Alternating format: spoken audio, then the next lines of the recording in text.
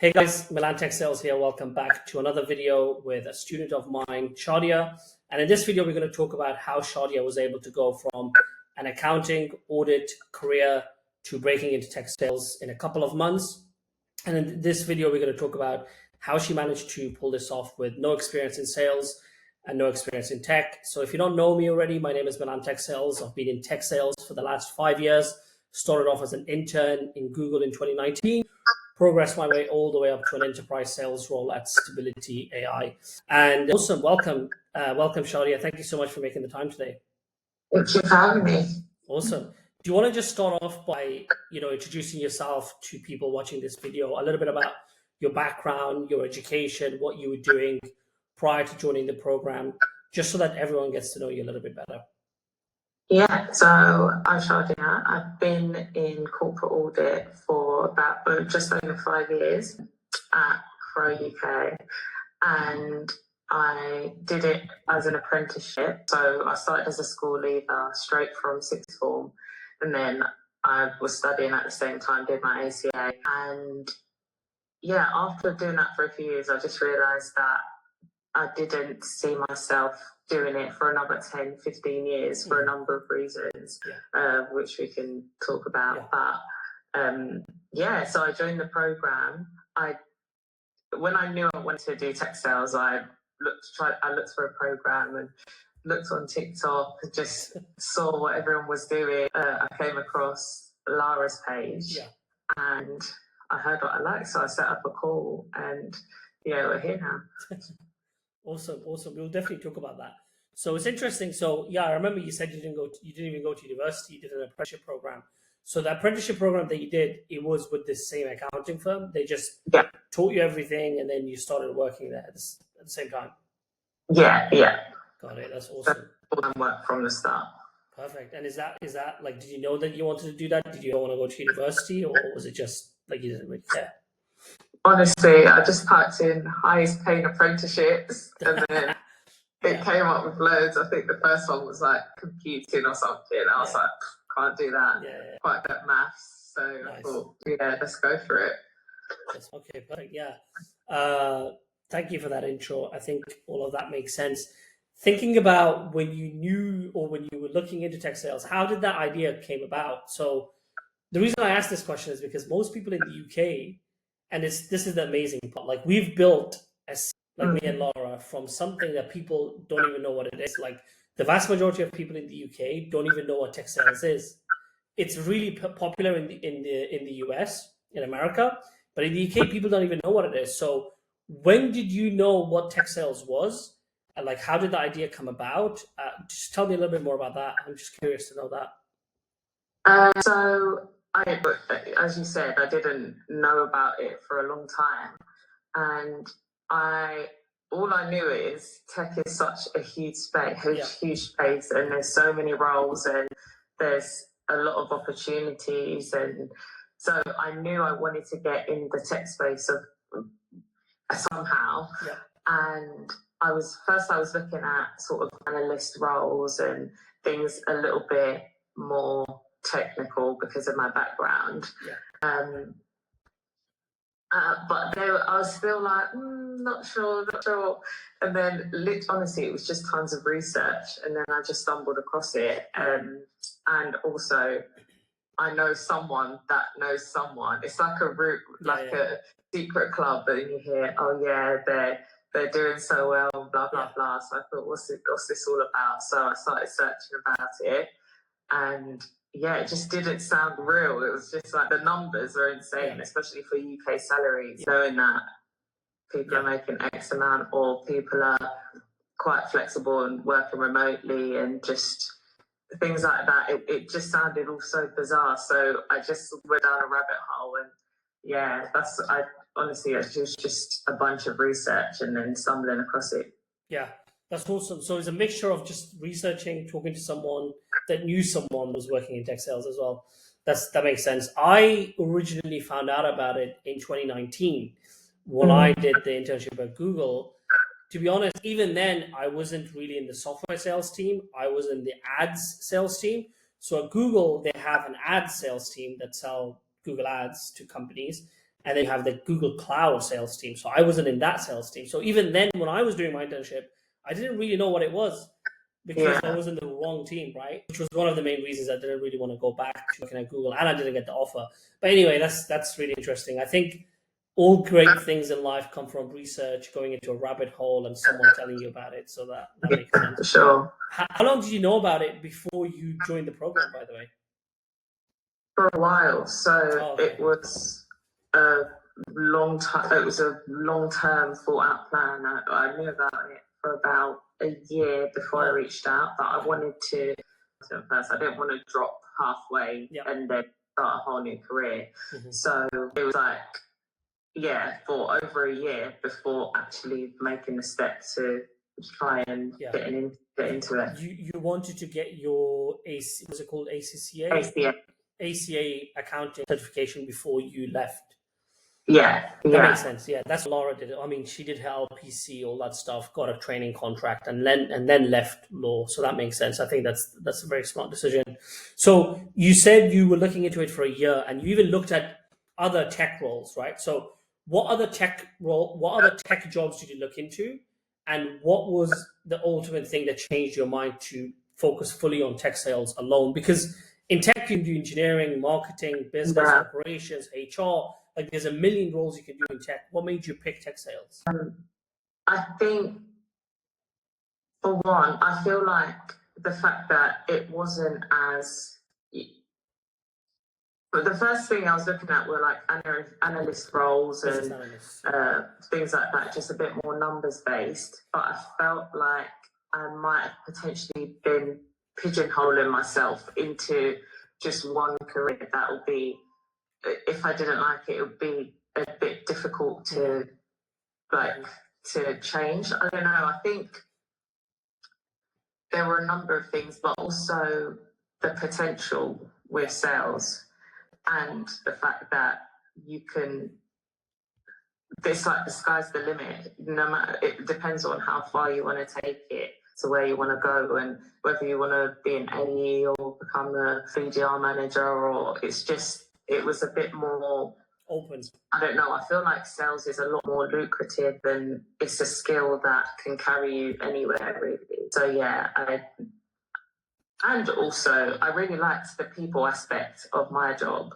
So trying to build rapport quickly with a stranger, it's obviously a challenge, but it sounded like a challenge that I could potentially take on, because I do it in my role every day, and I think I'm good at it, if I say so myself. So I thought, okay, let's try this out. And it was a bit, because everyone says how hard it is, which rightfully so, it's so difficult to, one, get into it, but then also seeing the horror stories online where they're like, oh, I hate my job, no one's picking up my phone. I think it was like, it took a lot of determination to think, okay, can you really take on this challenge? And I thought, I'm going to give it a go at least. But I'd rather try and fail than not try at all. Awesome. So you looked into a variety of different tech roles, business analyst roles for one, but then you realize that if you go into a more specified, not technical, but specified niche role, such as business and analyst roles, you might pigeonhole yourself. And on top of that, tech sales seemed a lot more lucrative to you in terms of just making more money, right? And then obviously you like the people aspect, talking to people. You do that in your accounting job. That all of that makes sense. Very typical from what I hear as well. I think one of the things that people don't really talk about, tech sales is probably one of the best places to start in tech. And the reason for that is because you can transition into any role when you do a sales role in a company. So you can go into a marketing role, into a HR role, into an operations role, into obviously an executive type of role down the line. Whereas you can't necessarily do that from a business analyst, or I don't know what other roles they do. What people do exactly. In these kind of commercial roles, right? Besides marketing and sales, but it opens up a lot more doors than more business analyst roles. So that makes sense. Another thing, sorry. Go ahead. There were a few other channels where that potentially requires some extra qualifications and studying, and I'm not going to lie to you, I'm all studied out. So I was trying to avoid doing that. I would have if I had to, but I thought, let me try something that didn't require that first. Yeah, I totally agree. In software sales, you start off as a sales development representative, so SDR, BDR, then you get progress to an account executive. There is no professional qualifications required, but the company that you work for, like the one that you got a job in right now, they'll make you go through a, either a band qualification, a different, like any other sales methodology that they use in their company, medic or medpic qualification. Sometimes you go through a professional version of medic or medpic, which is sales methodology. And sometimes, like the company that I work for, we're pretty small. They just make you learn on the job. So that's the qualification that they do make you do, but it really depends and differs from company to company. So we talked about YTech sales. What other careers paths did you think about? Let's get into the meat of the matter now. So I want to give the audience a little story about your win. So can you tell us a little bit about the offer that you landed, how long it took you to land that offer? You don't have to mention the company name, but just give us a range of the salary that you got, and then we can dive into some questions on that after as well. Yeah, so I landed a BDR role, which is a business development representative role. Yeah, business development representative role for quite a big fintech company, which was like my targeted industry. Salary is OTE just over 60. Yeah, on target. If she hits her targets, her sales targets, she will make up to £62,000. Is that right? Yeah, and the base is 50k base, so £50,000 base salary. So that's your guaranteed take-home pay, and then if you hit all of your numbers, you can make an extra £12,000. Yeah. Okay. And what was your other question? Sorry. How long did it take you to land this job? This particular one, I'd been in talks with people from the company for over a month, I think. Yeah, maybe about 8 weeks potentially. Yeah. And how long did the whole journey take? So it took you 8 weeks to get this particular role, this BDR role at this fintech. But how long did the journey of going from an accountant to the BDR role at this fintech take you? You said it was 4 months or 3 months? So I joined your program in, I think towards the end of November, and I landed the role literally a couple of days ago. So what's that, maybe 4 months? 4 months, yeah. So we could say December, January, February, March. Yeah, just about 3.5 to 4 months probably. Yeah. Awesome. And then obviously because we had Christmas, where the hiring process is quite paused. Yeah. So we lost a couple of weeks there as well. Yeah. Awesome. So 60k OTE role, really good fintech. And the reason that I keep emphasizing fintech is because obviously your background is accounting, right? Which is finance. Accounting and finance are basically the same thing. So one of the big things that we emphasize in the program is whatever background you come from. So if you come from a music or acting background, meaning you're creative, you should look into creative tech companies. If you come from a finance or accounting background, look into fintech companies. Law background, we've got solicitors and paralegals in our program. I always tell them to look into legal tech companies. If you're a doctor, go into health tech and med tech companies. So that's why I emphasize fintech. What does your actual role entail? So what does business development mean? What does your day-to-day look like? What does your week look like? What does your month look like? What does the job mean, and what do you have to do? So business development representative, my job would be to reach out to prospects, so targeted companies that would benefit from using our product, and basically try to get them to qualify a meeting to pass on to the account executive, who will then hopefully close the deal and make the sale. Mm-hmm. So your job would be top of funnel, booking sales qualified meetings for the account executives to close those sales calls into paying customers. Yeah. And how would you be doing that? What's your day-to-day look like? So it would be from a range of channels, but it would be mostly the cold calling, cold emailing. That has to be mentioned because that's really important to know. Yeah. Absolutely. LinkedIn outreach and just a range of different channels, really. Did they tell you? I'm guessing like you just signed a contract a couple of days ago, but do you know what the expectations are? Like, do you have to make a certain number of cold calls? Do you have to book a certain number of meetings per week, per month to hit your sales targets? So my target would be 12 qualified meetings per month. Yep. We haven't got through into the nooks and crannies of how many calls that takes, but I know the quote is 12. 12 sales qualified meetings a month, which is about 3 sales qualified meetings a week, right? Yeah. And are you able to just book them however way you like, or do you have to follow? Oh, you said it didn't tell you that, right?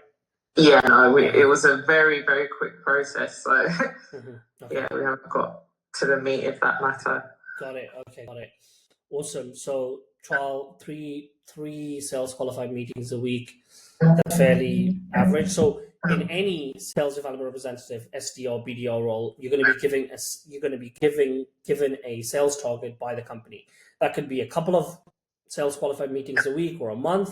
If you work for a really big company that has it, meaning you're in the enterprise team, you're only going to be required to book 1 or 2 meetings a month sometimes. If you work in a company such as your one and you work in an SMB role, meaning you sell to the small business market, you're going to be required to book a lot more meetings just because the customer is much smaller, the revenue is much smaller, the deal size is much smaller, the sales cycle is much shorter, so therefore it's not that hard to actually book that many meetings. So the quota is vastly different from company to company. The reason I emphasize that is because a lot of people that are in our program or want to join our program ask me this. You've had loads of interviews, right? What would you say? Would you say that that's accurate? Like, have you been told different metrics and targets for different companies? Completely, because it really depends on the product. And realistically, some products are easier to sell than others. So it all really ranges and based on their market target audience as well. So I completely agree. Awesome. Okay, let's get to the next question. So you're going to be doing this business development role starting in March, or is it going to be April? In 2 weeks, so 31st of March. After you're back from your holiday in Mexico, yeah? Yeah. I'll probably be a bit jet lagged. Awesome. Yeah. So where do you see yourself in the next 2 to 3 years? Like, what's your goal? Are you looking to follow a traditional career in tech sales, go from a BDR account executive, enterprise account executive, or are you just open-minded and see what happens? What does that look like for you? Yeah, absolutely. Ideal situation would follow the traditional route, so become an AE and then enterprise AE. Mm-hmm. I think the company that I'm joining, I think it's a little bit different in that they split out the AE roles as well. So there's inbound AE for the beginning and then outbound AE. So yeah, makes sense. I feel like a lot more companies are doing that these days, just because it's a lot easier to close an inbound lead compared to an outbound lead. Having said that, it's obviously like not as easy as people think. Just because someone contacts you or software or your program, right? You still have to qualify them. You still have to handle objections. You still have to convince them to pay that much money. But it makes sense that they go from inbound account executive to outbound account executive. Is that, what does the promotion timeline look like for your role? For my particular company? Yeah. It really varies, but I think it's about 2 years. 2 years, okay. That's on the longer timeline. The vast majority of sales development representative roles and business development representative roles can get promoted to an account executive, I would say within 12 to 18 months.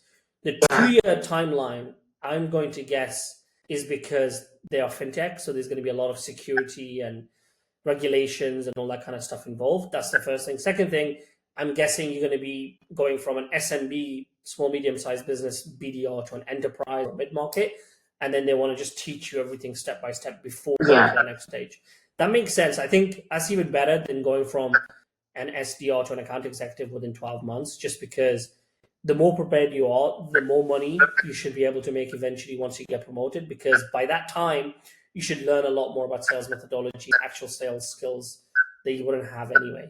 Do you know what I mean? Yeah, no, definitely, for sure. Awesome. What is my other question? Okay, what did you try? What did you try doing to break into tech sales, or to try and break into tech before joining the program? What kind of stuff were you doing to land a role? To be honest, before joining the program, all I did was research. So I researched the kind of companies that I potentially want to work at. I looked at the job requirements. A lot of them really are quite specific in terms of the kind of people that they want. So you need to be driven, you need to have some form of creativity in your thinking.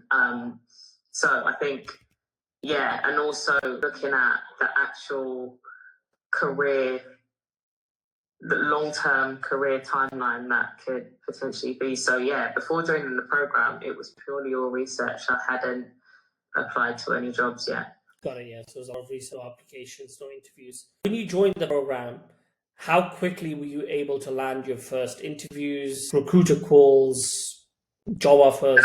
Tell us a little bit about that process. I think about 2 weeks, obviously, because the first stage would have been, we worked on my CV and my LinkedIn, and I tried to do that as quickly as possible.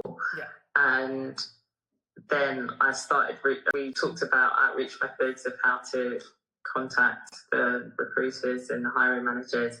And I thought, okay, let me just give it a try. Just tried it straight away. And then, probably about 2 weeks, I booked in my first recruiter screening.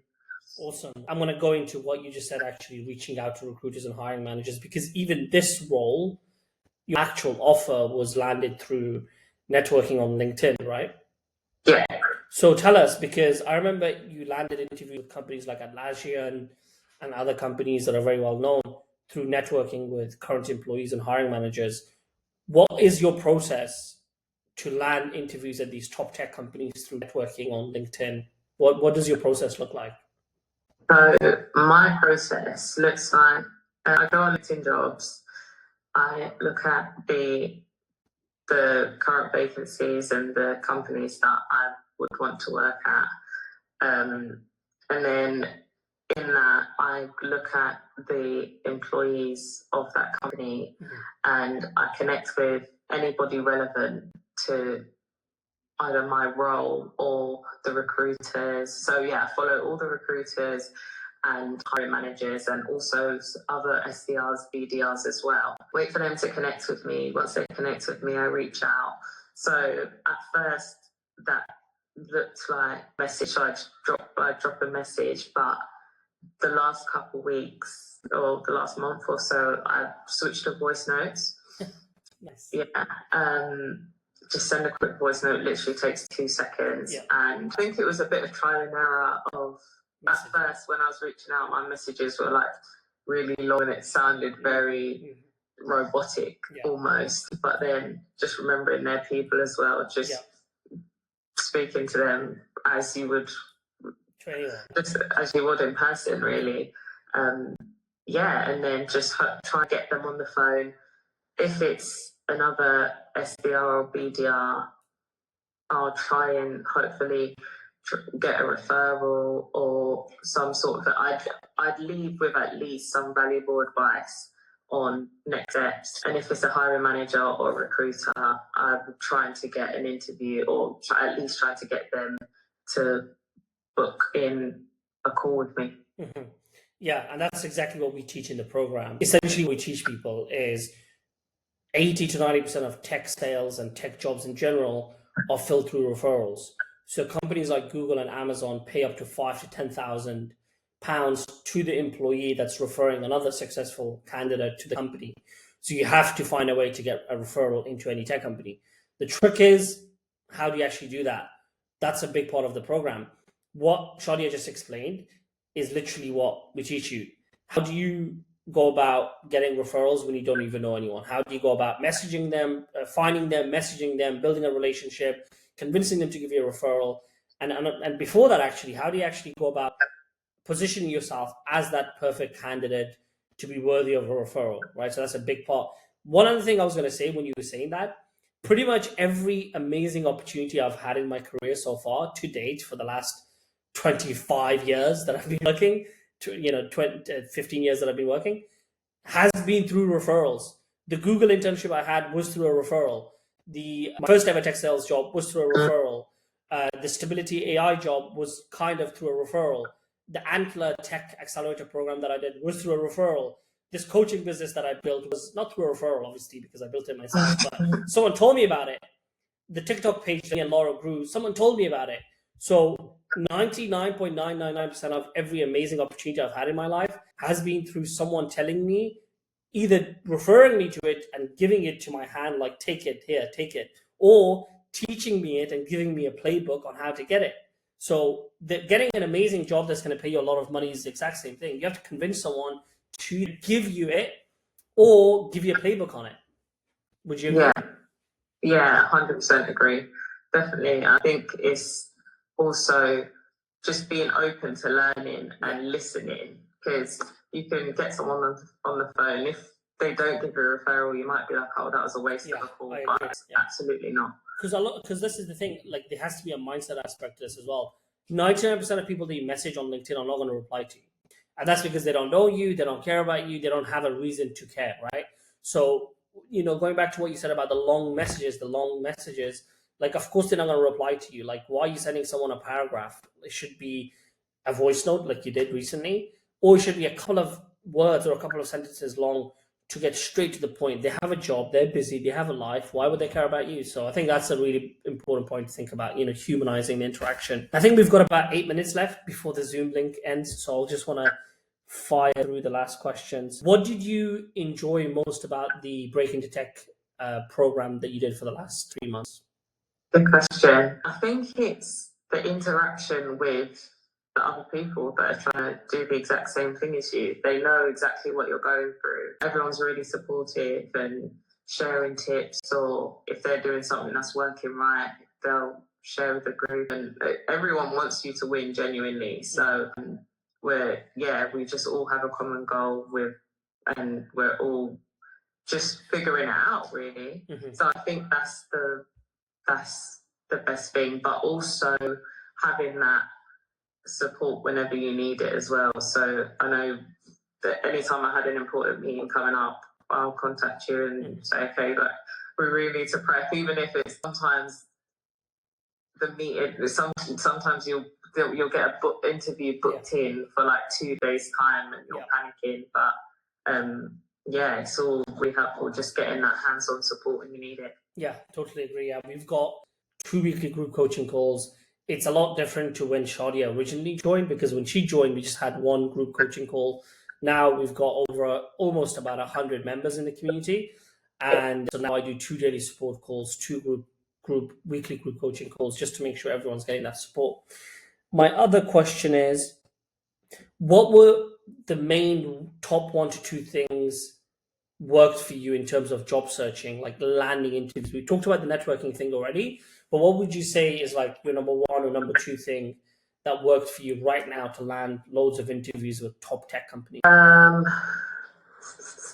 Good question. I think the first has to be the networking, to be honest. The voice notes, especially, because I feel like my response rate was a lot higher with voice notes, and the managers will be like, oh, well done, like that's great initiative. But then also staying hungry and just staying focused, because it's so easy to give up and just be like, okay, this isn't working. Because you had a lot of, like, I remember one company that you interviewed with. You Yeah. really wanted that job. It was a really good company, perfect fit for your background, really good salary. But you got rejected at the end for, I don't know if the reason that they gave was even that good, right? Yeah, well, there was 2 that I really wanted. One, I just got ghosted.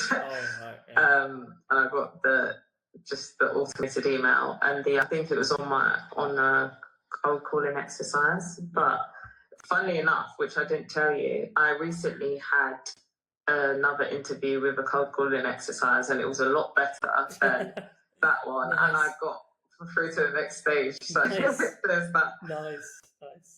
Yeah. Awesome. Thank you for that. The other question, okay, I've got two final questions and we've got 5 minutes left before the recording ends. Okay.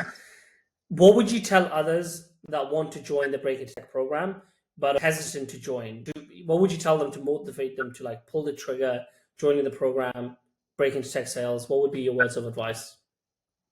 I think with this career, you need to be all in or forget about it. Yeah. Because it's really tough to the industry. It's a very lucrative career. It's hard to get into. If you genuinely want it, then you'd invest in your future.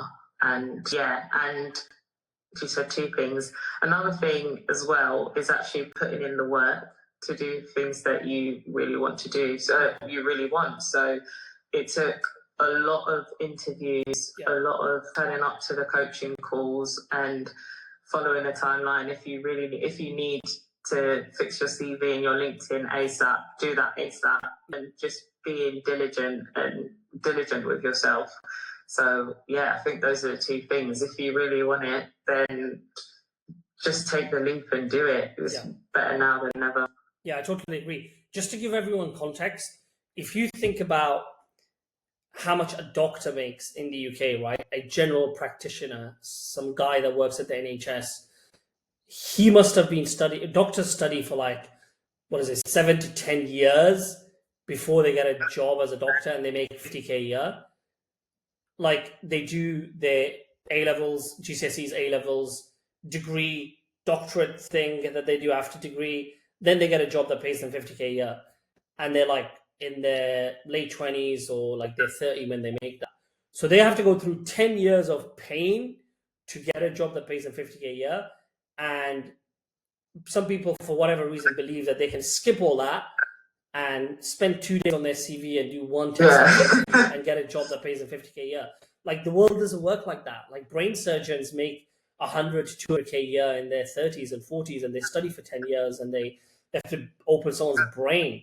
And so that's the context that people need to have. Like this is super hard. Like any target-driven job, business, like investment banking, commercial law, or even being an athlete or tech sales, where you can make a lot of money. Firstly, only the 1%, top 1% make all that money, right? Like everyone else is a loser, just like how it should be. And then on top of that, only the top people actually break through. Like think about how many people want to be a footballer and how many people actually end up being a footballer. And then there's only like one Ronaldo and one Messi in the world, right? And then there's like one billionaire in the footballing world, and then everyone else makes like a couple of thousand a week. So people just don't have context. They just don't know. And I feel like professionals such as yourself, like people that come from a professional background, from accounting, finance, and commercial law, they actually do have that context.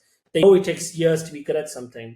They know it takes hundreds and thousands of hours to study to become good at something and get a lot of money or get a really good job.